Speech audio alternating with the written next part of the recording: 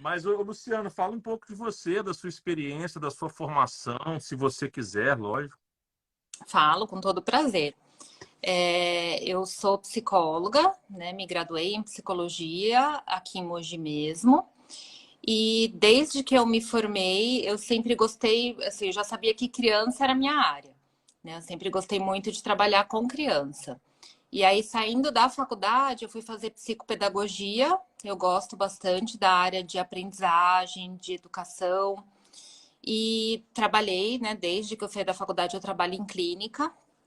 Então, eu comecei a sentir um pouquinho de falta de toda a parte neurológica, né? Como a gente trabalha muito com a aprendizagem, então eu fui fazer neuropsicologia. Então, eu sou hoje neuropsicóloga, é a minha grande atuação. Eu sou responsável na clínica pelas avaliações neuropsicológicas, né? E o autismo na minha vida, ele surgiu assim, sem querer, né? Não era uma intenção minha trabalhar com isso, né? Eu não sabia.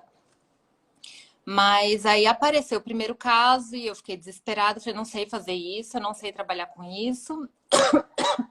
Desculpa, mas aí a gente corre atrás e vai aprender, né? E a partir do momento que a gente começa, é apaixonante, né? E todo mundo que trabalha comigo faz esse mesmo relato, o quanto essas crianças realmente, assim, apaixonam a gente, né? Da vontade de Uhum. acordar todo dia e correr para trabalhar, porque é muito gostoso. Então, hoje, a minha atuação é, assim, eu trabalho ainda bastante com questões de aprendizagem, né? Fazendo avaliação neuropsicológica, mas hoje muito mais com TEA, não só com crianças, né? E a gente acabou ampliando um pouquinho, a gente trabalha também com adolescentes. E agora, né, como a gente está falando, né, hoje o tema é avaliação, tem aparecido nos últimos 3 anos muitos adultos para fazer avaliação, né? Então, nosso Uhum. público tem mudado um pouquinho na clínica. Entendi. E aí, quando você disse que não está trabalhando só com avaliação, quer dizer que você está trabalhando também com a intervenção em si? Eu trabalho com a intervenção, mas eu faço a Uhum. supervisão. Eu não estou no chão com os pacientes. Eu avalio e faço todo o acompanhamento junto à equipe multiprofissional. E essa clínica é em Mogi. É em Mogi. Entendi. E tem vários profissionais. Tem bastante gente trabalhando lá. É, que legal. E é muito convênio, muito plano, muito seguro, A de gente tudo. atende. Desculpa. A gente atende particular e atende alguns convênios por medida judicial. Né? A gente não trabalha com convênio, mas a gente acaba atendendo quando vem judicialmente. E lá tem neuropsicólogo, psicólogo, mais o quê? Tem pedagoga, tem fono, físio, tem psicomotricista, educador físico. Legal. É bem bacana, assim, a E o clínica espaço físico é bom também. é bom. Tá na hora de ampliar o espaço físico, mas é bom sim, Entendi. né? E A a gente formação da galera em análise do comportamento, como que está? Além da sua, que eu vi. é, não são todas as pessoas que têm a formação em análise do comportamento, mas dentro da profissão deles, então, por exemplo, a TO, a Fono, tem formação em autismo ou em ABA, Uhum, mas uhum. não analista do comportamento, voltado para a Aham, profissão delas, né? aham, E hoje as coordenadoras todas são formadas em análise do comportamento e alguns aham. psicólogos também. Entendi. É legal, isso é importante, porque aí todo mundo vai falando a mesma língua, né? Exatamente. E dentro da Uhum. clínica, né, é importante como a gente trabalha, todo mundo cuida do mesmo paciente, então os treinamentos são constantes de toda a equipe. Então, mesmo que a pessoa não tenha uma formação em análise do comportamento, a gente tem os treinamentos internos em análise do É. comportamento, O né? importante é, o importante é aprender, né? Exatamente, né? Importante é aprender. Precisa, né? Acho que esses É, temas lá da clínica, a gente tem que estar em constante aprendizado. claro. E eu vi que você também tem uma formação acadêmica. Eu gosto muito de fazer pesquisa. Né? Entendi. Fiz o meu mestrado em educação e hoje eu faço doutorado em neurologia e o meu tema é autismo e TDAH. o seu projeto de pesquisa, que já deve estar em fase de escrita da tese, ou não, não sei, mas enfim, é nessa área, autismo e TDAH. Isso, Entendi. exatamente. Mas aí que parte, mais ou menos, assim, que você está falando do autismo e TDAH? É a parte neurológica, genética, é o que, mais ou menos? Na verdade, eu estou fazendo a avaliação neuropsicológica, né, para a gente diferenciar, porque a gente tem pesquisas hoje, assim, que dependendo de em qual momento do espectro aí, espectro que a criança tá, é muito confundido, né? Então, muitas vezes, quando a criança tem um nível 1 de desenvolvimento, por exemplo, dentro do espectro do autismo, às vezes o TDAH se confunde com os sintomas do TEA. E essa criança pode ser subdiagnosticada. Então, muitas vezes ela recebe o tratamento, né, a intervenção em TDAH, e mais para frente descobre-se que ela tem também o TEA. Então, eu estou Uhum. traçando o perfil neuropsicológico para facilitar essas avaliações, porque hoje a gente tem um atraso de diagnóstico, quando isso acontece, de até 6 anos. Né? Então, é bem prejudicial para essa criançada. Muito, muito, nossa senhora, muito, muito, muito. E qual que é o nome da clínica e o perfil? Eu vi que eles divulgaram a live, mas eu me esqueci o nome, eu não gravei. Eu até repostei, se você quiser falar aí, se alguém da clínica quiser digitar aí e tal, etc. Eu acho bacana. É Clínica Sinapses, Sinato, isso. né? E o É, se perfil tiver alguém da clínica, Clínica Sinapses. se tiver alguém aí que quiser colocar aí o perfil, pode ficar à vontade, tá, pessoal? A casa aqui tá, as portas estão abertas para a Bacana. Luciana e para, digamos assim, de forma bem descontraída, para os agregados. É só uma brincadeira, tá, pessoal? Ai, ai. Mas, ô, Luciana, e aí? Qual que é o papel? Antes disso, você sabe que eu estou cursando psicologia, né? Não sei, é verdade? Eu inventei essa moda, sabe? Ai, bom demais isso. É. Eu Olha lá, tenho um filho, né? psicóloga, psicóloga lá da A Betânia clínica. Aí. colocou. Eu tenho um filho, né, que está dentro do transtorno do espectro autista, que é o Diogo Filho, com 10 anos. E Uhum, do diagnóstico para cá, eu e Michele enveredamos nisso, né? Partimos de cabeça para dentro, né, do negócio e a vida foi mudando, foi mudando, foi mudando. pois E é, hoje a gente até que entende um pouquinho das coisas, né? Principalmente a Michelle, da parte de análise do comportamento, entende bem. sim. E eu estou gostando do curso. Por enquanto está sendo à distância, o que está facilitando muito a minha vida. Uhum, E esse ano, se tiver que ser presencial, eu temo um pouquinho. Esses dias eu e Michelle estávamos até conversando que talvez seria melhor eu cursar à noite, porque eu ajudo muito com os meninos, tarefas de casa, etc. Porque nós trabalhamos muito home office, né? Então a gente está sempre em casa. Mas eu não vou desistir, não. Eu vou até o final. ótimo, maravilha.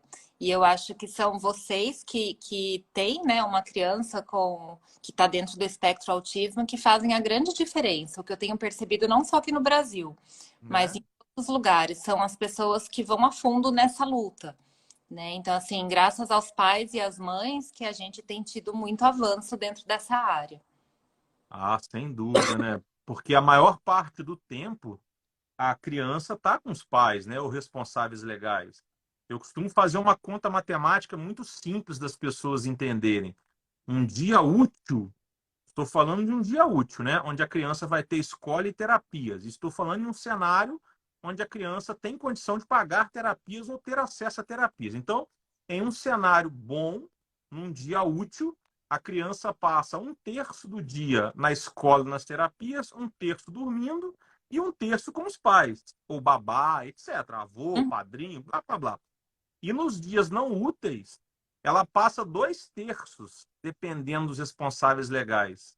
Porque um terço ela está dormindo, um terço, os dois terços ela está com os pais, porque ela não tem terapia, não tem escola. Sem falar nas férias, né? Nos feriados.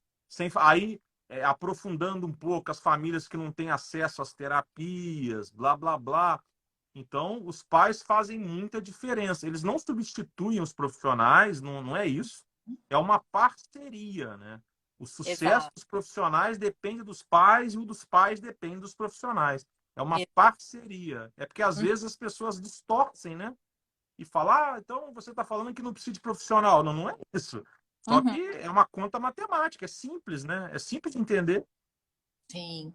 Até né? assim, a escola, os pais e os profissionais que trabalham em intervenção com essas crianças, todos têm que falar a mesma língua, né? Todos têm que fazer o mesmo tipo de estimulação para essa criança, tem que, né, os problemas de comportamento têm que ser tratados da mesma forma, porque senão a gente É, derrapa aí nesse desenvolvimento, acaba demorando muito mais quando uma das partes não está orientada ou não faz aquilo que seria legal para a criança, né? Muita, é, eu acho que por falta de orientação mesmo, né, dos profissionais.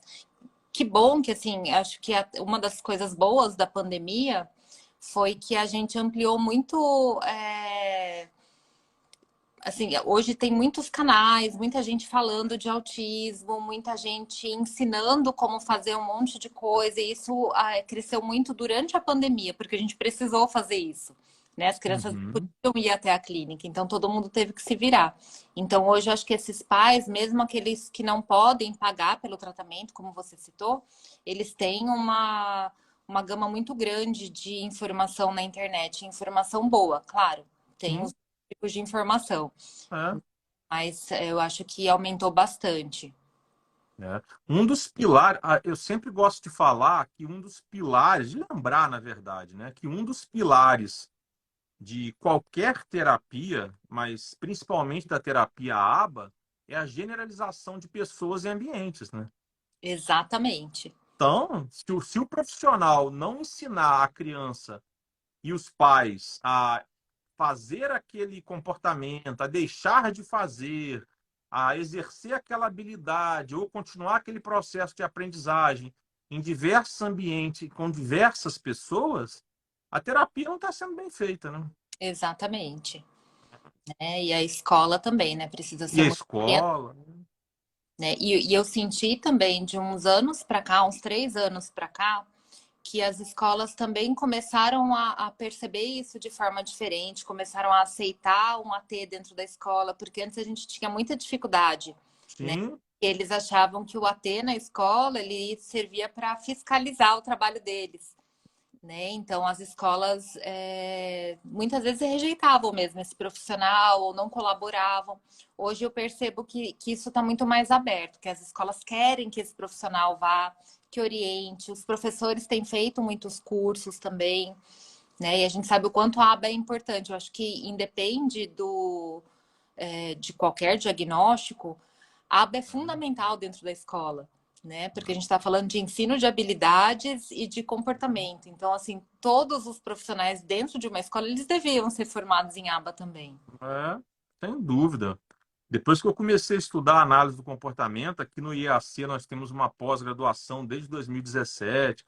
Eu tenho muito contato com os professores, inclusive professores de fora do país, converso, blá, blá, blá. Eu já fiz essa pós nossa 2 vezes. Enfim, eu não sou um analista do comportamento terapeuta, não trabalho com isso, mas entendo um pouquinho. Então, assim, depois que eu comecei a estudar um pouquinho de análise do comportamento, mudou minha maneira de ser enquanto advogado, empresário, pai, vizinho, jogador de basquete, amigo, filho, blá, blá, blá. Assim, é incrível como muda a cabeça da gente, né? Exatamente. É incrível. Isso eu acho que é um dos mitos que a gente tem de achar que aba é para autista, né? E aba é Não. pra, né? A gente usa em qualquer ambiente, qualquer profissional pode usar o aba, né? É. É sim, lá nos Estados Unidos é mais popular, né? As pessoas, o exército americano usa análise do comportamento, né? É muito bacana isso. Eu gosto demais da ideia da análise do comportamento. Tenho gostado muito de estudar psicologia, as abordagens, né? Mesmo psicanálise, que eu fico fazendo piada que eu não gosto, mas assim, tem algumas coisas que eu acho divertido, que eu acho que faz sentido. Não tudo, né? Para ser sincero, a grande maioria para mim é assim, um pouco de viagem, mas assim, eu falo com todo respeito, óbvio, né? Eu tô brincando, tô falando de forma descontraída, né? Mas assim, as outras abordagens eu tenho estudado um pouquinho, né? Assim, e tenho aprendido um pouquinho. Você sabe que hoje, se eu estivesse me formando hoje, eu me enveredaria pela área da neuropsicologia, pela área do diagnóstico. Se eu estivesse me formando hoje, Uhum. hoje é o que eu tenho vontade de aprofundar. É muito bacana. É É, outra coisa que apaixona. A mente humana apaixona também. Hoje eu tenho, hoje é isso que eu estou pensando para mim. Hoje é isso. Uhum, Mas, ô, bacana. Luciana, qual que é o papel do psicólogo nessa investigação? Bom, como a gente está Você falando, quer, desculpa, você quer responder alguma pergunta, tal? Fica à vontade, viu? Fica à eu não vontade. dei conta de acompanhar as Eu perguntas, também não. eu estava prestando atenção em você. Então, se você quiser, Tá, enfim, posso responder sem problema nenhum. tá. Mas vamos falar do papel do psicólogo, então, nessa avaliação. Então, o psicólogo, né, a ciência da psicologia, ela estuda a mente e estuda o comportamento, né? E dentro do espectro, né, o diagnóstico do autismo, ele tem essas alterações tanto cognitivas quanto comportamentais. Então, acho que essa avaliação do psicólogo, ela é fundamental em todo o processo, né? Então, assim, o psicólogo dentro da área dos transtornos mentais, ele pode fechar o diagnóstico, assim como os médicos, né? Mas eu acho que a avaliação mais completa que a gente tem é a avaliação do psicólogo, porque é o psicólogo que vai fazer a análise dos comportamentos, né? Vai analisar os marcos de desenvolvimento e as demais alterações de aprendizagem, enfim, porque dentro da profissão a gente é formado para isso, né? E acho que é bem importante, assim, claro que eu vou puxar a sardinha para a psicologia, mas a gente sabe que é um diagnóstico que é feito multiprofissionalmente, né? Então é importante também a avaliação da fono, em toda a questão de linguagem, porque é uma das principais alterações. É importante o diagnóstico médico para a gente descartar possíveis síndromes, enfim, e da terapeuta ocupacional, com toda a parte da questão de hipo ou hiperresponsividade. Psicomotricista, hoje até a fisioterapeuta ela entra nessa nossa avaliação, porque a gente sabe que alterações posturais impedem a criança de respirar corretamente e de desenvolver a fala, né? Então não tem Uhum. como a gente dizer que um aqui é mais importante do que o outro. É uma avaliação multiprofissional, né? Que o psicólogo ele acaba avaliando todo esses marcos do desenvolvimento, né? E quais são as limitações, as potencialidades de cada criança. Engraçado, você, é a primeira vez que eu ouço ao vivo e ouço assim com muita satisfação você falar que, em linhas gerais, um psicólogo faz uma avaliação melhor do que um médico. Eu concordo. Foi isso que Eu, você quis dizer, né? sim. Desculpa, eu entendi errado. Não, Desculpa. não que faça melhor, eu acho que é uma É. avaliação mais Desculpa, completa, desculpa, desculpa, desculpa. né? Imagina, sem problema. Desculpa. É que é uma avaliação diferente, né? O médico ele faz Uhum. aquele exame clínico, mas o médico ele não Uhum. tem uma formação para fazer uma análise de comportamento, né? Para avaliar dentro dos marcos o que que tá. Ele sabe que tem um atraso no marco, mas quais são as potencialidades dessa criança? Uhum. O médico ele faz uma consulta de 2 horas, quando você consegue um médico que não é pelo convênio, que é um médico Uhum. bom, né? Então, assim, de 1 a 2 horas é o que ele tem de avaliação com a criança. O psicólogo tem 10 horas de avaliação, tem 6 horas de avaliação, né? Ele faz análise dos vídeos, então ele tem mais tempo para fazer. Então acaba Uhum. completa, Não, né? desculpa, eu entendi errado. Perdão, desculpa. Não, desculpa, não quis, não quis, Eu não não quero quis. desmerecer, Hã? acho que cada um ali tem a sua importância, É. né? Não, eu não quis constranger, né? Isso não, desculpa, eu entendi errado, eu entendi errado e coloquei errado. Fui eu que entendi errado. Então, assim, eu concordo, mas assim, agora que eu entendi melhor, eu concordo com você, porque a maneira que eu falo que você disse é a seguinte: o transtorno do espectro autista, tudo bem que nós sabemos que não é uma doença, ok, não estou dizendo que seja, mas só para as pessoas entenderem. O diagnóstico de autismo ele é um diagnóstico onde o médico dá o diagnóstico, mas não acompanha diariamente, habitualmente, o tratamento. Exatamente. Diferente de um diagnóstico de neoplasia maligna, de um câncer. De Uhum, novo, não estou dizendo que autismo é doença, não estou comparando uma coisa com a outra, eu estou comparando a atividade médica em si. Ele uhum. fecha um diagnóstico de autismo e ele não acompanha diariamente ou semanalmente o desenrolar, o desenvolvimento das intervenções, como ele acompanha de um paciente com câncer, como ele acompanha de um paciente ortopédico. Sim. E aí eu acho que o psicólogo ele ganha importância nisso muito, porque da mesma forma que ele pode fazer essa investigação com mais calma, como você colocou, e de novo, eu que entendi errado, peço mais uma vez desculpas, como, da mesma forma que ele faz um diagnóstico mais calma, com mais detalhes, ele também pode participar da intervenção, supervisionando, ou ele mesmo sendo terapeuta, depende do contexto, né? Mas ele pode estar mais presente. Eu acho isso muito bom. E quando a gente fala da avaliação, é importante a gente entender que a gente não faz avaliação só para o diagnóstico, né? Então, o nome é o de menos, né? O nome que a gente vai dar, que é o que tem nos critérios do CID-11, que tem nos critérios do DSM-5. Então, é esse o diagnóstico que o médico faz, né? Quando a gente fala de uma avaliação psicológica, uma avaliação neuropsicológica, a gente vai avaliar como que essa criança brinca, como que ela se comporta no meio de outras crianças, de outros adultos, né? São coisas que dentro do consultório médico, muitas vezes, o próprio médico não tem oportunidade de fazer, né? Fazer uma visita à escola. Então, a gente acaba fazendo realmente de forma mais ampla. E o diferencial aí da avaliação é que a gente tem o que é o potencial daquela criança, a gente sabe quais são as limitações ali dentro do diagnóstico, mas dentro de um espectro, né, vamos pensar em 50 tons de azul, né? Um é muito diferente do outro, então não basta fechar os critérios que a gente tem no DSM ou no CID.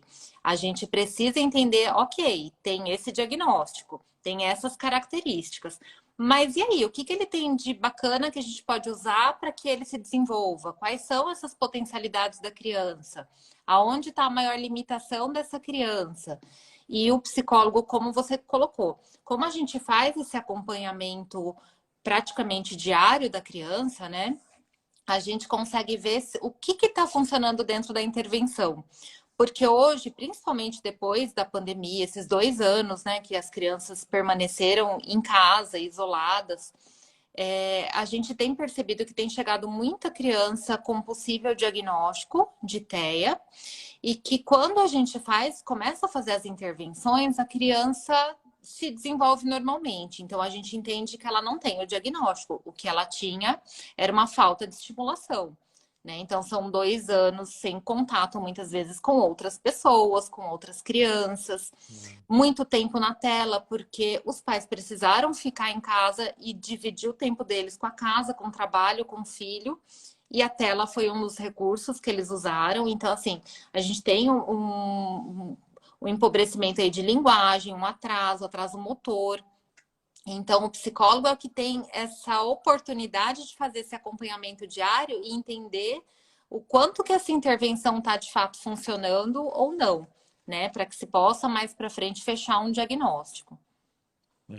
Essa questão da tela, além de ser muito prejudicial, ela foi necessária, mas eu acho que as crianças enveredaram muito para esse mundo da tela por conta do exemplo, né? Por conta dos pares.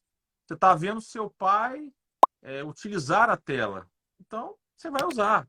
Né? Você não está vendo o coleguinha da escola jogar bola. Você está em casa vendo seu pai usar a tela. Então, eu acho que isso influenciou muito também. Muito, muito, né? E assim, o que as crianças assistem é muito atrativo, né? Tem muita Uhum. cor, tom, então, de fato, e é o que eu falo, às vezes os pais falam, nossa, mas ele presta tanta atenção. Fala, é diferente, não é prestar atenção. A criança está hipnotizada, né, por aquele monte de informação. Né? Então é muito comum quando a gente fala do TDAH e aquela criança não consegue prestar atenção na aula, não consegue dar conta de fazer as atividades que ela precisa fazer, tarefas escolares, enfim. Mas aí a mãe fala, nossa, mas ele presta tanto atenção no videogame, se deixa ele joga 8 horas de videogame seguido e super atento. Não é que ele está super atento, ele está realmente hipnotizado por tudo aquilo, né? É bem diferente. Você tirou as palavras da minha boca. Eu ia falar exatamente da questão do TDAH, né? Porque parece até que a criança tem um diagnóstico de TDAH, porque ela não te ouve, ela não te escuta nada, né? Tá em Eu, outro ve, mundo. eu vejo aqui em casa o Benício, como eu e Michele trabalhamos muito com a tela, né? O nosso negócio é digital. Quando eu Uhum, era advogado mais contencioso, os processos já estavam digitalizados. E aí, ano passado, como nós estávamos muito em ensino online, né? Por mais que os meninos aqui em casa fizessem muito, fizeram, fazem até hoje homeschooling, a gente tem um ambiente só para isso, etc., blá, blá, blá. Eles tinham um momento de estar perto da gente e a gente está trabalhando na tela. Aí eles uhum. começaram a ir mais para a tela, né? E o Benício tem hora que ele entra naquele mundo da tela ali, que se você não der um. Eu sou homem, né? Ele é homem, então eu sou meio bruto. Eu gosto de brincadeiras brutas com o Benício. Eu não tenho menina, né? E aí eu tenho hora que eu tenho que dar um tapa na cabeça dele. O Benício tem 7 anos, já é bruto. Eu vou lá e. Ô, Benício, é o B. Uhum. Que é exatamente o que você está dizendo. Tem horas que eu e Michelle a gente fica. Será que o Benício não tem TDAH? Pois é, né? E, assim, é a grande dúvida da maioria dos pais, porque a tela realmente hipnotiza, né? E a gente não estou dizendo que não tem, porque eu não conheço. Não, eu estou entendendo. Eu estou Realmente entendendo. confunde mesmo. Confunde, eu sei. Eu estou entendendo, eu estou entendendo. Pela televisão. Eu estou entendendo. Agora, assim, voltando lá um pouquinho, quando você estava falando da formação do psicólogo mais específica para o transtorno mental do que do médico em linhas gerais, é isso, né? Eu entendi errado de novo. Não, é mais ou menos isso. É por aí, né? Mais específica é que o jeito Que de jeito, né? abordar, né, os transtornos É, mentais é diferente. é. Assim, eu converso muito com os médicos, né? Eu tenho amigos, padrinho, prima, etc. E eu vejo hoje, também converso muito com os psicólogos, blá, blá, blá, então eu vejo que, em linhas gerais, né, aquela formação de base do médico ali, 6 anos de faculdade, 8.000 horas de estudo ali, blá, blá, blá, em linhas gerais, o psicólogo, 5 anos de bacharelado, né, eu acho que ele, agora eu que estou dizendo, eu acho que ele é mais específico para essa questão psicológica, mental, e acaba isso envolvendo também os transtornos mentais, eu acho. E, e acho que a parte da comunicação e linguagem acaba que não, talvez não tão como fono, mas o psicólogo, em linhas gerais, tem uma formação talvez mais acessível, mais preparada para identificar isso no autismo, por exemplo. Sim, principalmente assim, os médicos estudam há 6 anos, período integral, né? Mas é muito amplo, porque eles estudam o corpo todo, né? E a especialização deles dura 2 anos, 3 anos, mas ainda assim é muito amplo, porque não é só a questão do funcionamento ali, mas tem todas as doenças, toda a anatomia, enfim. Então acaba sendo ainda um pouco mais generalista, né? O psicólogo ele tem uma formação muito mais focada, né? Então eu acho que essa é a diferença. Assim, é bom a gente deixar claro, Luciana, para as pessoas que estão ouvindo e para as pessoas que vão escutar depois, que nem eu, nem muito menos você, a gente está falando mal de médico aqui, da formação, de jeito nenhum. A Luciana tem um filho médico, eu tenho tio, padrinho, prima, amigo, compadre. Então, assim, não é nada disso. A gente só está ressaltando as qualidades do psicólogo, porque o tema da live é esse, não é? O Uhum. tema da live é esse. Então, é bom deixar isso bem claro para as pessoas depois, poxa, mas eles estão o Diogo, ano passado, fez live com meia dúzia de médicos, blá, blá. Não, não é nada disso, pessoal. É ressaltar a qualidade da formação do psicólogo, da preparação do psicólogo para lidar com aquilo. É como se a gente estivesse falando de comunicação e linguagem. Eu acabei de dizer que o psicólogo tem uma formação, mas que o fono é mais bem preparado. É como a gente falar de desenvolvimento motor. O psicólogo tem uma formação, mas o psicomotricista tem uma formação mais adequada. Então, é só assim, nós estamos só ressaltando, né? E Uhum. eu fui um pouco descuidado quando eu interpretei equivocadamente o que a Luciana falou há 15 minutos atrás. Mas, então é isso. É bom deixar claro, Luciano, porque senão depois as Ó, pessoas distorcem. E não é o que a gente está dizendo, não é isso, né? E acho que hoje tem melhorado bastante, né? Eu faço doutorado em medicina, né? Eu estou na faculdade de medicina fazendo doutorado, então eu também tenho bastante contato com os médicos Aí, que legal. mais antigos, né? Que trabalham no hospital. Eles dizem que essa formação em autismo, por exemplo, ela é muito recente para o médico neurologista, por exemplo, né? Que na formação deles, eles nem viram isso. Uhum, Agora, essa nova geração de médicos tem aprendido, mas a uhum, geração, né, mais antiga, eles não tinham, né? A gente tinha pouca divulgação em relação ao uhum. autismo. Então, assim, acho que todas as formações em todas as áreas também têm melhorado bastante, mesmo na psicologia. Hoje a gente tem mais Sim, recursos, né, para poder avaliar. Então, eu acho muito importante esse trabalho que vocês fazem de convidar as pessoas, de fazerem as lives, porque é esse tipo de informação que vai chegando para todo mundo e que melhora, né, essa formação, essa atuação clínica, né, de todos é. os profissionais. Porque o DSM, por exemplo, que eu acho que é o principal documento médico que trouxe com forma mais clara o autismo, ele é de 2013. Não tem tanto tempo, né? Sim, né? E muda bastante, né? A E gente vê que muda bastante. cada vez que tem uma nova edição, muda muito a maneira de entender cada diagnóstico, né? Muita coisa entra, muita coisa sai, né? Então a gente, por isso que tem que estar em constante estudo, né? Não adianta a gente fazer faculdade e achar que acabou, porque É, né, saúde, educação, tecnologia, isso mudou muito rápido. muito, muito. E quais são as ferramentas, Luciana, que vocês usam? Quais são os testes, os instrumentos que vocês usam nessa investigação quando o paciente chega lá, seja ele criança, adolescente, adulto, etc. Pensando nos pequenininhos, assim, né, que é o que bom, que hoje tem chegado muito mais pequenininho, né? Antes a gente recebia por volta de 5, 6 anos de idade, hoje a gente recebe com 1 ano e meio, né? E isso é muito importante porque a intervenção ela precisa ser precoce para a gente ter um bom resultado. Então eu gosto sempre de fazer uma avaliação de marcos do desenvolvimento. Então, para isso a gente usa, deixa eu pensar nos nomes dos. Pode falar os nomes, não tem problema? Pode, se Então, você quiser, pode. então, assim, um que eu gosto muito de usar e que eu não vejo tanta gente usando é o PEP-R, né? O PEP-R ele é dividido em áreas e ele avalia os marcos do desenvolvimento. Então, a escala Denver 2 também eu gosto. Ela é uma escala curta, é rápido de aplicar para crianças até 3 anos, mais ou menos. E aí, a partir dessa escala, como a gente já tem um desenho geral, né, daquela criança, onde estão as maiores dificuldades, então eu vou pegando pedaços de outros instrumentos.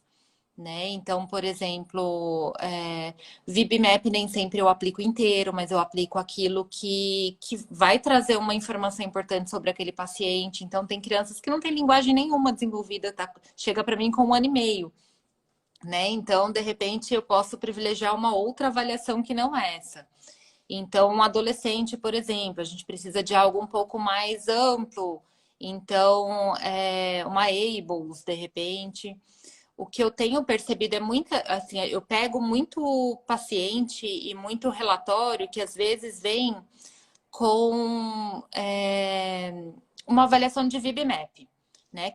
É um dos testes que eu mais gosto. Eu adoro a VibMap, mas eu acho que a gente não pode se basear só nisso para fazer a avaliação. Né? Porque ali Uhum, a gente tem uma avaliação do comportamento verbal, mas a criança tem uhum, muitas outras coisas, né? Tem toda a parte motora, tem toda a parte de aprendizagem, tem toda a uhum, parte de habilidades escolares, habilidades sociais, enfim, que estão além da VibMap também. Né? uhum, E aí eu tenho visto assim que a intervenção ela, às vezes é muito baseada nisso. Então ele passa por uma avaliação da VibMap, faz uma intervenção para melhorar a VibMap, né? E vai fazendo a reavaliação. Então isso é algo que me incomoda bastante. Eu acho que a gente precisa ampliar um pouquinho a nossa visão em relação à criança, né? É uma criança, é um adolescente, eles têm vários aspectos de vida. Então, uhum, por exemplo, a EIDOS, a ADI, que são amplas e são, assim, de padrão ouro, né? São as melhores e a gente tem que ter uma formação específica para poder aplicar Uhum. todos os testes, na verdade, a gente Uhum. tem que saber o É, que está tem fazendo. que conhecer, né? Exatamente. Né? Que mais? Quando já chega um pouquinho mais velho para fazer o diagnóstico, quando a criança ela chega mais velha é porque ela está num nível 1, por exemplo, de TEA. Então, a gente já consegue fazer uma avaliação neuropsicológica completa. Então, aplicar testes de atenção, de QI, de linguagem, né? Então, assim, não tem uma bateria fechada, né? Até porque a gente não tem várias crianças iguais. A gente tem, independente delas terem o mesmo Uhum. diagnóstico, um é completamente diferente do outro, né? Sim, claro. Precisa ir se Uhum. adequando. E acho Uhum. importantíssimo avaliar o brincar livre, né? O brincar sozinho, o brincar com outras crianças ali na clínica, como é que a criança lida com isso, visita na escola, questionários que a gente manda para a escola também. Se não dá para visitar, conversas por telefone, a gente pede vídeos para a família para a gente poder analisar aquilo que a criança faz em casa, porque às vezes o que os pais relatam é diferente daquilo que a gente observa. Uhum. Tem coisas que não dá para a gente observar, por exemplo, se a criança ajuda a se trocar, se não ajuda. Não é o tipo de coisa que a gente faz na clínica. Então a gente pede os vídeos. Enfim, é muito amplo, né? O mais importante, né, Luciana, de tudo que você falou, eu sempre falo isso, que é entender do desenvolvimento esperado para você ver o que, que está aquém ou o que, que está além, no caso de superdotação, por exemplo, que não é muito comum, mas existe. Né? Isso acho que você levantou um ponto fundamental. Acho que todas as pessoas que trabalham com pessoas, né, independente Sim, da idade, precisam ter um conhecimento muito além do que a gente aprende na faculdade sobre o sim, desenvolvimento humano, né? Então, a sim. gente tem realmente que saber o que é esperado para cada idade, né? E tem, é claro que não é algo fechadinho, assim, né? Que a gente tem uma variação aí no desenvolvimento, né? Nas idades de desenvolvimento. Mas a gente tem exato, assim, o que é esperado, isso dá um norte pra gente.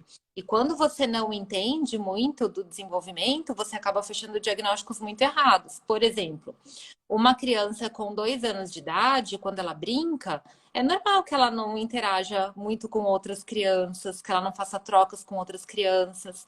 É normal que ela empilhe objetos, né? Então, isso faz parte do desenvolvimento da criança, né? Normal, típico. Então, a gente não pode fechar o diagnóstico baseado nesse tipo de coisa de senso comum que a gente acaba ouvindo. Uhum. É porque os autistas, em linhas gerais, eles gostam das coisas organizadas, né? E aí é por isso que eles botam enfileirados, empilhados.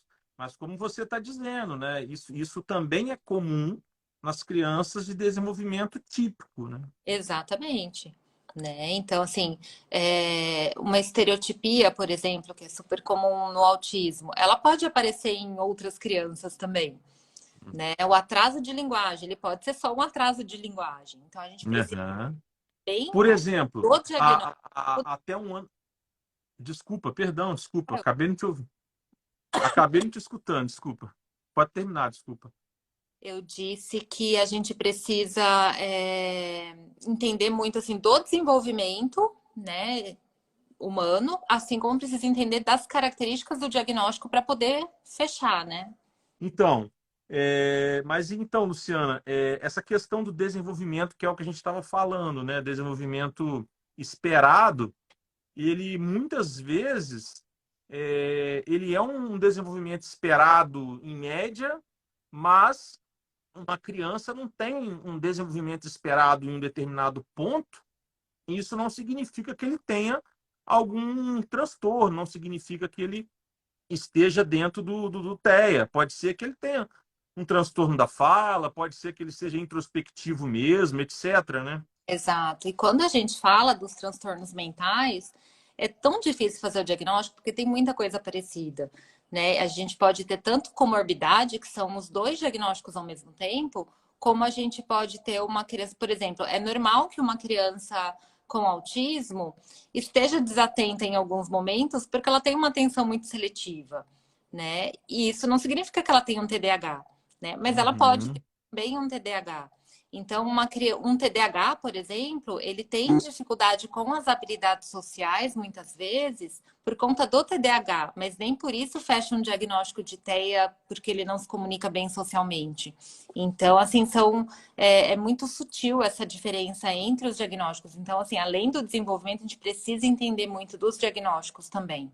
O TDAH também, o diagnóstico é clínico. Também é clínico. Né? A maioria ali dentro do DSM, o diagnóstico é clínico. Por isso que é bem difícil. A gente não dá para fazer um exame de sangue e saber o que, que a pessoa tem. É difícil isso, né? Não pode perder a mão, né? Não pode perder a experiência, ele manda muito, né, Luciano? Exatamente. E às vezes, assim, a gente tem que ser muito humilde sempre de aprender, de perguntar, porque, por exemplo, eu avalio muita criança com TEA e com TDAH, né? Esse é o tema do meu trabalho.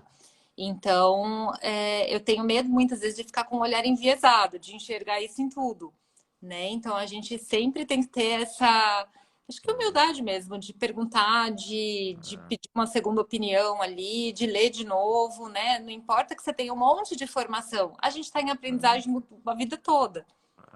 Com certeza você tem esse viés, mas assim, só de você ter consciência de que ele existe, você consegue trabalhar com isso. Você consegue transformar isso numa coisa positiva. A gente tenta todos os dias. Consegue, com certeza. Só de a gente ter humildade, de saber que isso está na gente, né? Isso já é super positivo, né? Uhum, É como eu. Oi, Elisandra. É uma moça que me segue, ela está sempre aqui. Ela é de João Pessoa, Paraíba, algum lugar ali, no bacana. Nordeste. Mas, enfim, eu, por exemplo, como estudei direito a vida toda, né, etc., advoguei a vida toda, venho de uma família dessa área, etc., por mais que eu esteja nessa fase de transição, eu nunca vou deixar de ter esse viés de advogado, de olhar as coisas sob o aspecto legal. Tanto é que quando eu comecei a entrar para essa área do autismo, da análise do comportamento, eu via tanta atrocidade, eu comecei a ver tanta coisa absurda. Eu falei, peraí, onde está a lei que fala isso? Onde está que fala aquilo? Esses dias, a gente tomou conhecimento de uma pessoa que não é fono, mas que trabalha com comunicação e linguagem, fala sobre comunicação e linguagem, tendo problema com o conselho. Mas o que você está fazendo? Você está se apresentando como fono? Não. Você está utilizando instrumentos privativos do fono? Não. Qual o problema? Porque desde quando comunicação e linguagem é exclusivo do fono? O que é exclusivo do fono é exclusivo do fono. Mas a comunicação e linguagem não é. Aí eu até fiz um paralelo, né, com a psicanálise. E por mais que seja uma abordagem psicológica, ela não é exclusiva do psicólogo. A gente tem que entender que o fato da ciência ter nascido junto com uma área profissional X ou Y não quer dizer que ela seja exclusiva. Umas pode ser que sejam, outras não. Tem que entender para você não gerar um desgaste, um desconforto, ou até prejuízo para o paciente, que é o foco. O foco é você, o foco é o paciente. Tá? Uhum. E mesmo na hora da gente fazer a avaliação, né, a gente tem que ter essa noção de até onde eu posso ir, né? Então, assim, hoje um diagnóstico ele pode ser fechado pelos profissionais de saúde além do médico, né? Mas a gente tem que entender até onde eu posso ir.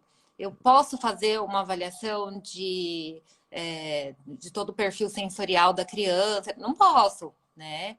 A gente tem instrumentos, inclusive, que fazem parte de várias, assim, que outras pessoas podem usar, outros profissionais podem usar. Mas a gente precisa entender, né, até onde é o nosso quadradinho, né? E a gente É, pensar isso é para. muito, isso é muito importante. E, Luciana, isso não aprende na faculdade, viu? Você Não. atropela o código de ética ali de forma literal, mas eu sinto que as pessoas não colocam em prática, e elas saem da faculdade, os profissionais, elas saem da faculdade muito limitadas e elas Muito. não entendem. É igual, por exemplo, existe, eu não sei se já está em vigor, uma residência médica para psiquiatras que vai permitir os psiquiatras trabalharem com psicoterapia. Né? Eles, após fazer essa residência, eles poderão fazer psicoterapia inclusive usando a análise do comportamento e outras abordagens. Quer dizer, olha só, e quando você pega, por exemplo, o psicodiagnóstico, né, que é isso que a gente está falando, é como está na lei, né? Agora pegando meu viés jurídico, é como está escrito na lei. Você pega esse psicodiagnóstico, como você disse, o psicólogo tem essa autonomia, né? E eu te digo, autonomia legal, né? Uhum.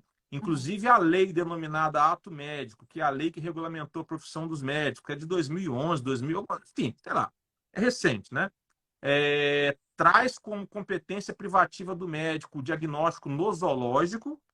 ressalvada as exceções das competências de outras profissões da saúde. Uhum. Esses dias eu fiz um post que muita gente acha que a CID só pode ser usado por médicos. E não é verdade, né? A classificação internacional de doenças e condições que gerem problemas de saúde. Então, assim, as pessoas têm que entender isso, porque nesse campo do diagnóstico vindo do psicólogo, tem muito reflexo negativo, ao meu ver. Ao meu ver. Por quê? O INSS não aceita para fins de BPC e deveria. O juiz não aceita para fins de conceder intervenções, mas ele aceita para colocar um cara na cadeia, por exemplo.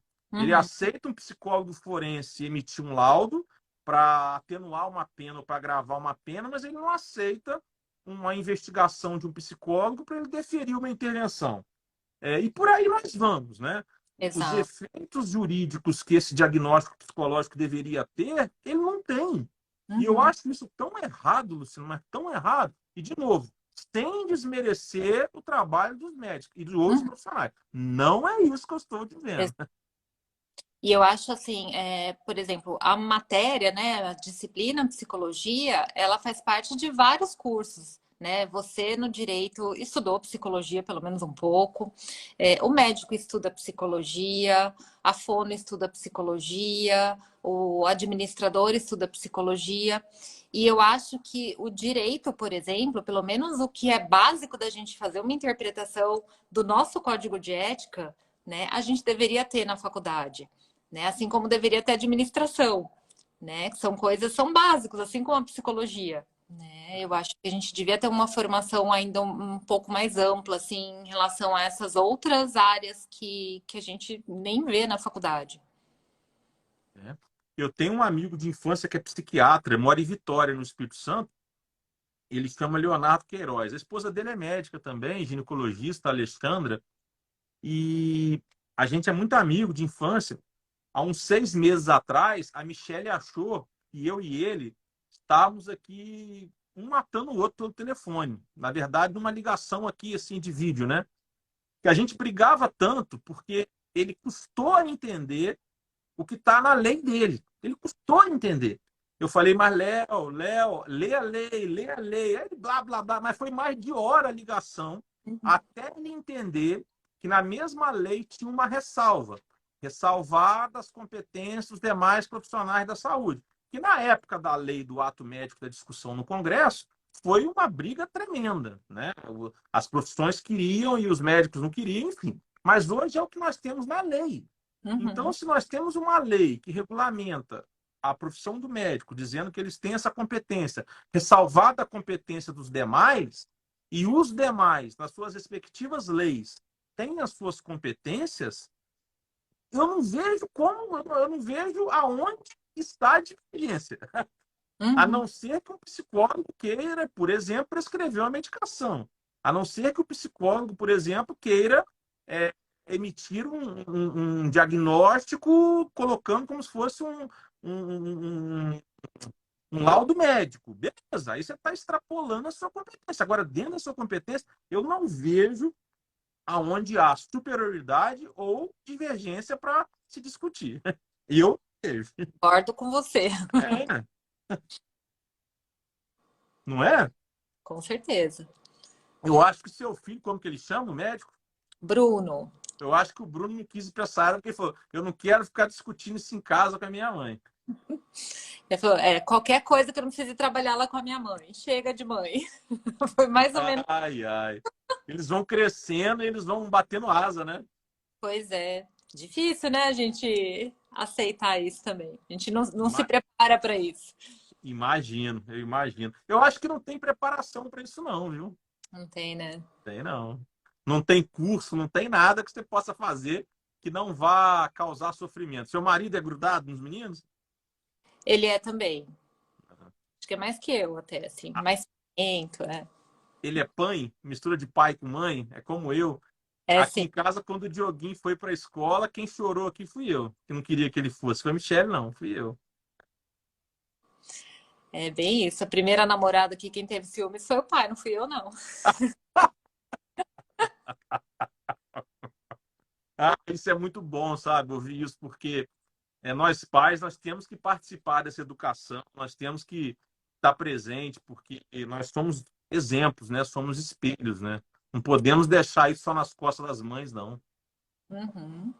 A gente tem Eu que acho remar, porque esse vínculo de filho com mãe aí, que vem desde do ventre materno, isso aí a mãe não tem que fazer muita força, não. Já tem essa ligação. O pai é que tem que remar.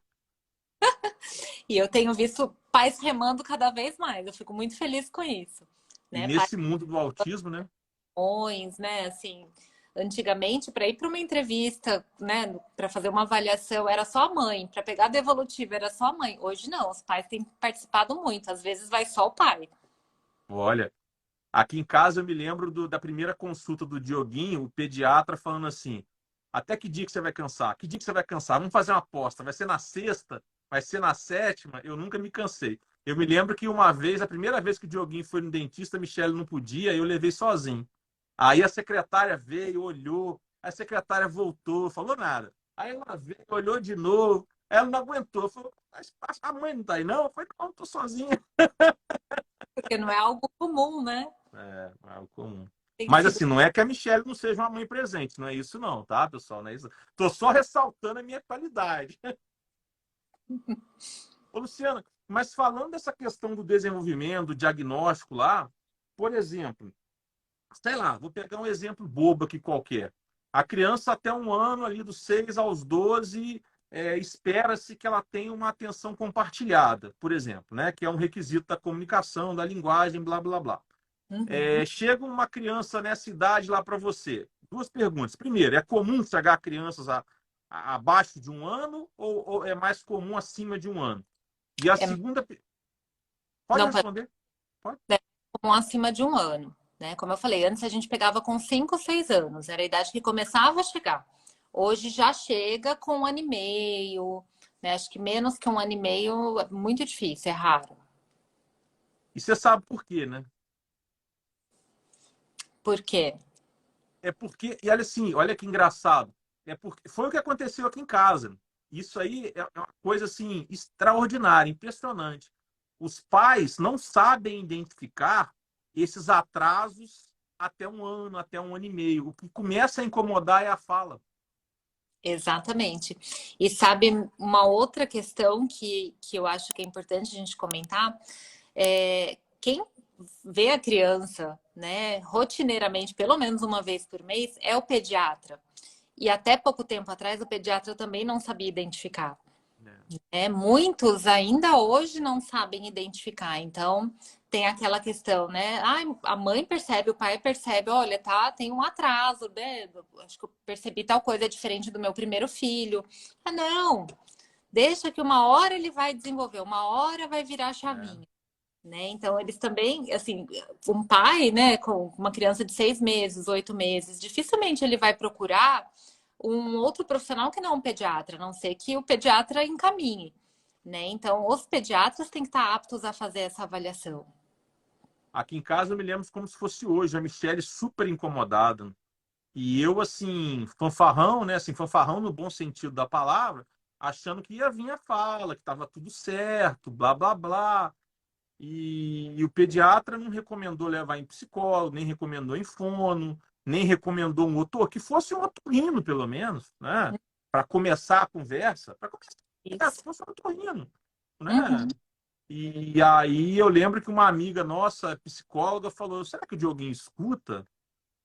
Eu lembro como se fosse hoje, que é uma das primeiras suspeitas também, né? Ele não está falando que ele não escuta, Uhum. né? Já que ele não está sabendo imitar, né? Não está ouvindo, não tá tendo o que imitar, né? E aí a gente correu no outro dia para o otorrino já mandou para o neuro já fechou. Aí de neuro foi em outro psiquiatra, e dias depois foram em mais dois médicos aí em São Paulo, e a Michelle estava grávida do Benício, depois que os médicos aí em São Paulo confirmaram, de fato, já estava confirmado por dois profissionais em Goiânia, depois que dois aí em São Paulo confirmaram, e uma fono também ajudou muita gente, aí isso foi em junho, mais ou menos, aí o Benício já nasceu um mês depois, prematuro. Foi um ano muito difícil, muito complicado. E essa questão, nossa senhora, não é fácil não. Hoje a gente lida bem com isso, mas o autismo ele fez um estrago na minha vida muito grande assim no primeiro momento, né?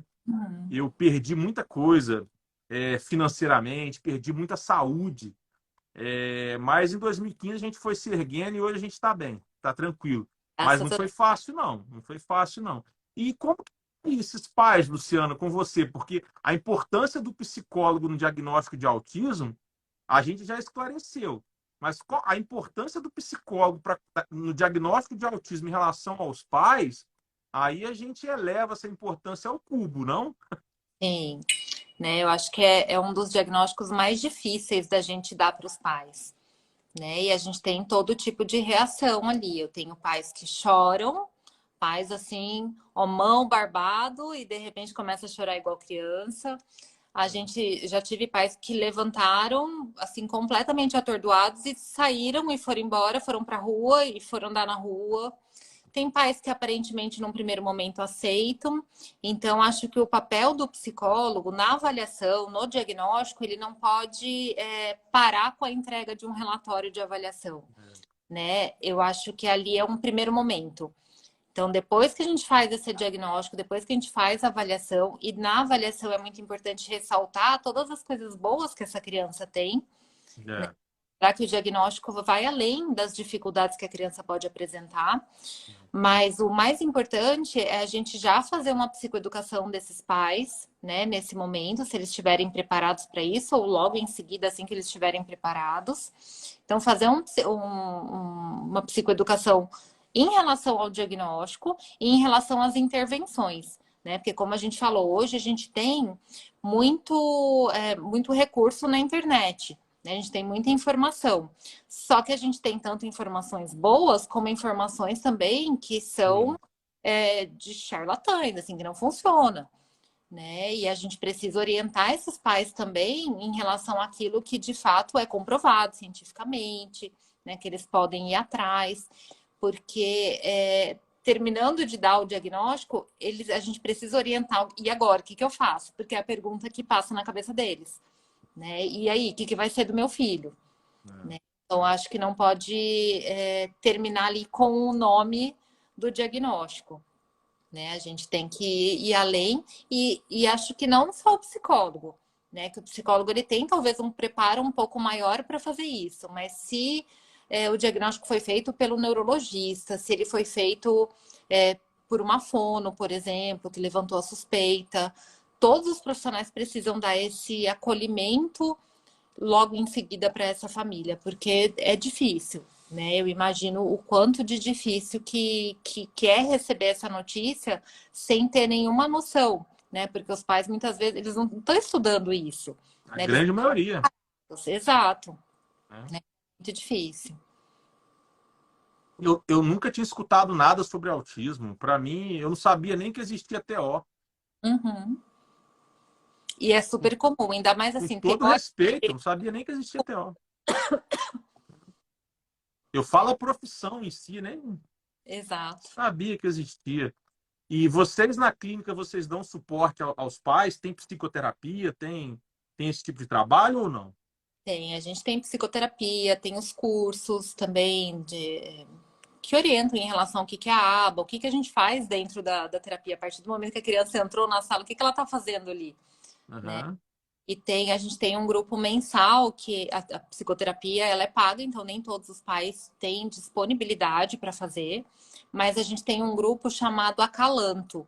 Então, esse grupo é mensal, então é uma musicoterapeuta e uma psicóloga Legal. e acolhem esses pais que estão ali para ouvir, para tirar dúvidas, né? Então, é fundamental ter esse cuidado com os pais. E a clínica, ela é aberta, então, claro que eu não quero, muitas vezes, atrapalha, porque atrapalha o andamento da terapia e atrapalha o andamento da terapia de outras crianças, porque hoje a gente trabalha muito já visando as habilidades sociais, então, muitas vezes, com a presença de outras crianças na mesma sala.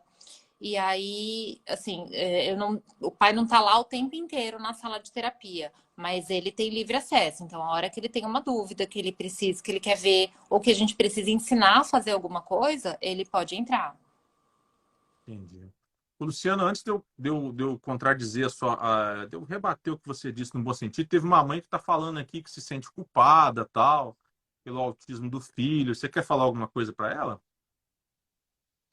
Então, não se sinta culpada, porque você não É, tem nenhuma culpa e nenhuma responsabilidade. Isso independe de você, né? é, Então, não se sinta culpada, mas acho que vale a pena, como isso está dentro de você, vale a pena buscar, sim, um acolhimento, né? Uma psicoterapia que seja.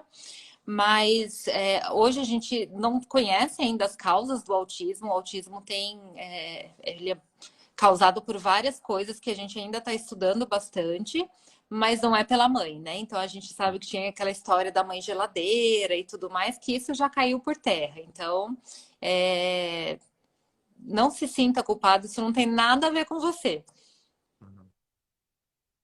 e às vezes o autismo, né?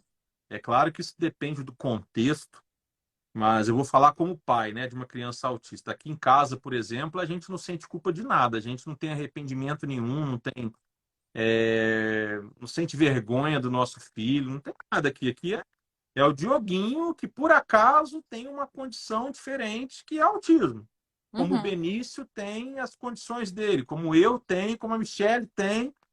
A exato. minha única preocupação, desde o dia do diagnóstico, eu nunca me esqueci, dia 12 de maio de 2014, nunca me esqueci. É óbvio que eu me preocupei com questões, quando o médico falou de 40 horas de terapia, blá, blá, blá, eu fiquei preocupado, como que eu vou pagar? Óbvio que eu preocupei, meu filho não vai ter infância, tudo isso eu me preocupei. Mas, Uhum, assim, a única coisa que eu me preocupei muito, e que é a única coisa que eu me preocupo hoje, é com a autonomia dele ter uma vida capaz e plena.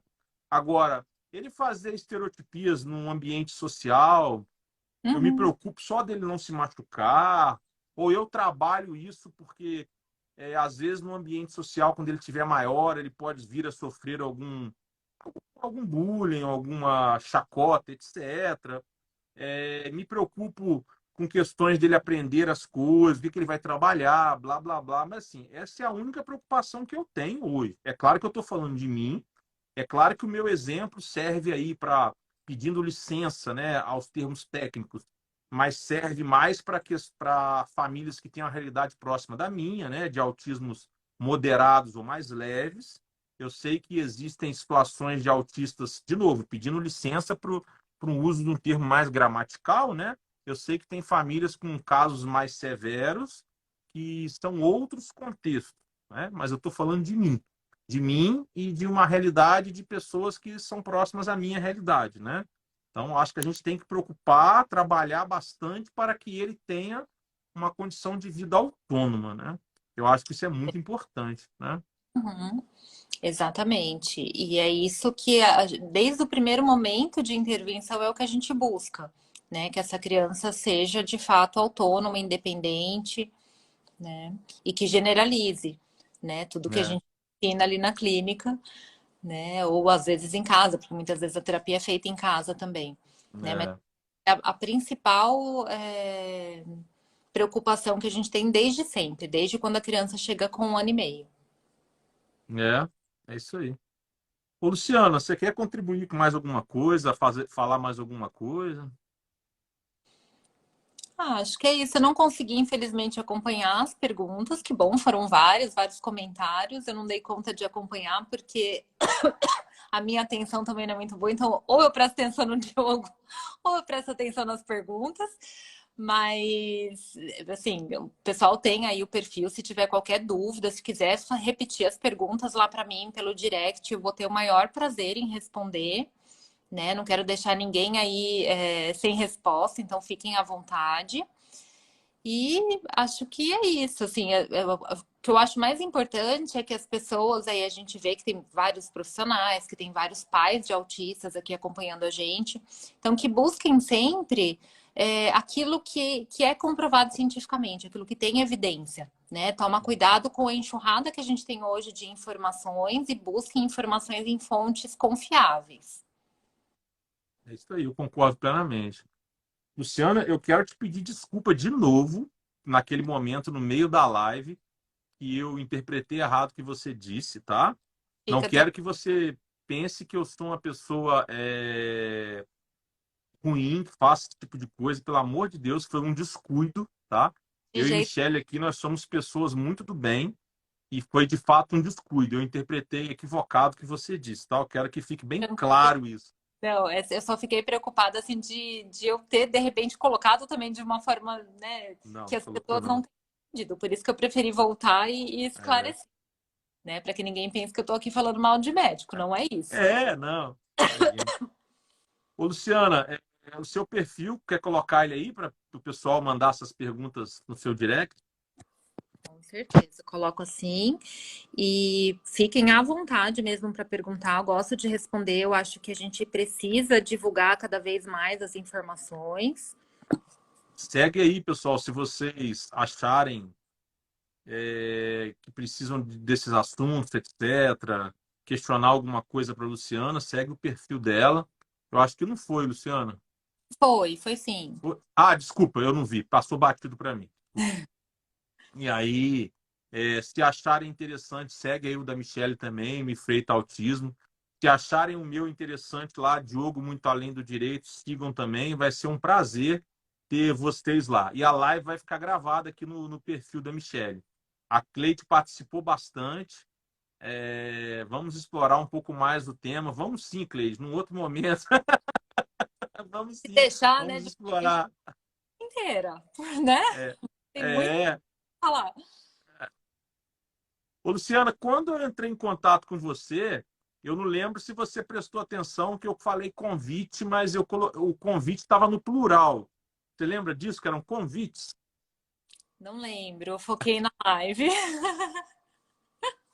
Então, na verdade, a minha intenção eram dois convites, tá? O primeiro é a live, nós já acabamos de fazer, e eu me coloco à disposição para a gente bater outros papos depois em outras lives, como você preferir. Inclusive lá no seu perfil, no perfil da clínica, se você quiser dar uma abordagem mais jurídica lá, para os seus pacientes, para as famílias lá, eu estou à disposição para te ajudar. E como eu coloquei a palavra convites, né, não foi que eu errei, nem foi erro de digitação, né, porque são dois convites. O primeiro foi a live. E o segundo que eu vou fazer aqui ao vivo, só para te deixar constrangida, de você depois gravar um módulo para a gente de transtorno de neurodesenvolvimento para eu inserir num curso novo que o IAC vai lançar, tá? Não sei nem se você vai aceitar ou não, talvez eu que O fique maior constrangido, mas é difícil, eu não fico constrangido fácil, não. Mas, enfim, aí se você aceitar, depois a Michelle vai entrar em contato, eu também, vou pedir sua autorização, passar seu zap para ela, tá? Ela vai te explicar direitinho os detalhes, não sei como que tá a sua vida, mas não é nada muito profundo não, tá?